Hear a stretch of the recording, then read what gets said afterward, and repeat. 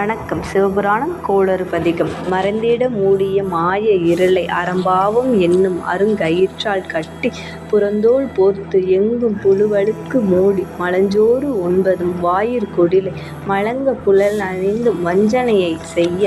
விலங்கு மனத்தால் விமலா உனக்குக் கலந்த அன்பாகிக் கசிந்தருளுருகும் நலந்தான் இயலாத சிறியேற்கு நல்கி நிலத்தின்மேல் வந்தள்ளி நீள்கழல்கள் காட்டி ஞாயிற் கடையாய்க் கிடந்த அடியேற்கு